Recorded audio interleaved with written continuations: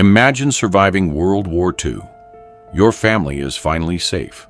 Hitler is dead. The Nazis are defeated. Justice has won.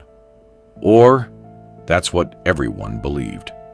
Because while millions celebrated the end of the war, the U.S. government was secretly searching for something. Not gold, not weapons. People.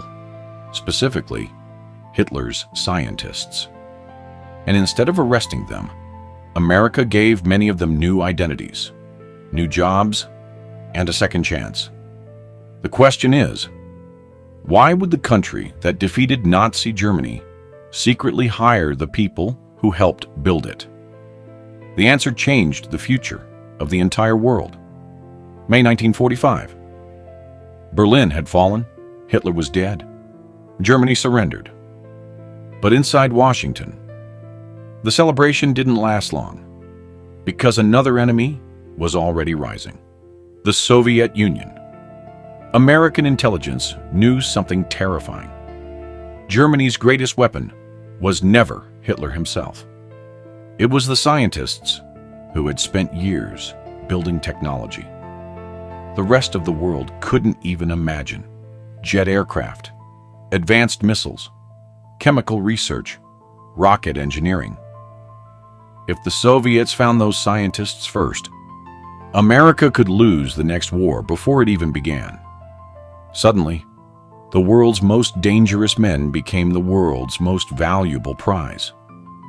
Both America and the Soviet Union raced across defeated Germany, not looking for soldiers, looking for laboratories, blueprints, research documents, and the scientists behind them. One name stood above all the others: Wernher von Braun. He was the brilliant engineer behind the V-2 rocket, the world's first long-range guided ballistic missile.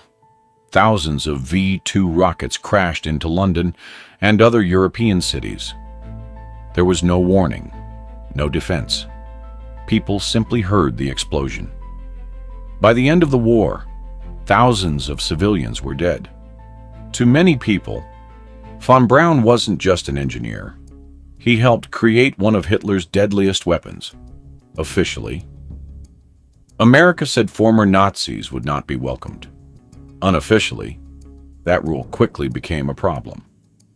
Military officials reached a brutal conclusion: if these scientists didn't work for America, they would almost certainly work for Stalin. So the U.S. launched a classified mission. Its name sounded harmless: Operation Paperclip. The goal wasn't justice, it was recruitment. Scientists were quietly moved out of Germany. Some personnel files were reportedly altered or softened to minimize damaging details about past Nazi affiliations during the vetting process. Questions became fewer. Backgrounds became cleaner. Within months, planes carrying former German scientists were landing in America. Almost nobody knew. While newspapers covered the Nuremberg trials, where top Nazi leaders were being prosecuted, another story was unfolding in complete secrecy. Some of the same scientific minds that had helped Nazi Germany were now working for the United States, building missiles, developing military technology, training American engineers. Everything they had learned under Hitler was now strengthening America's future. The enemy hadn't disappeared. He had simply changed employers. Then came the biggest surprise of all. Wernher von Braun didn't spend the rest of his life hiding. He became one of America's greatest scientific heroes. He helped NASA develop the Saturn V rocket, the most powerful rocket ever successfully flown. Without it, the Apollo missions would never have reached the moon. In 1969, when Neil Armstrong took humanity's first steps on the lunar surface, few people stopped to think about where part of that rocket technology had begun. History celebrated the moon landing. Almost nobody talked about the road that led there. So, was Operation Paperclip a brilliant decision or one of America's darkest compromises? Supporters argue the answer is obvious.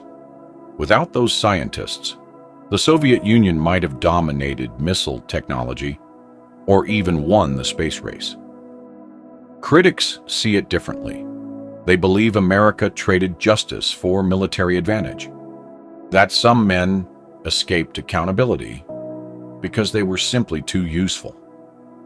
Both arguments have evidence, and neither is comfortable. Operation Paperclip wasn't just a secret mission.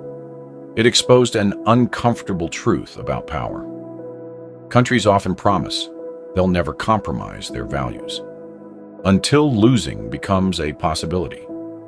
Then morality starts competing with survival.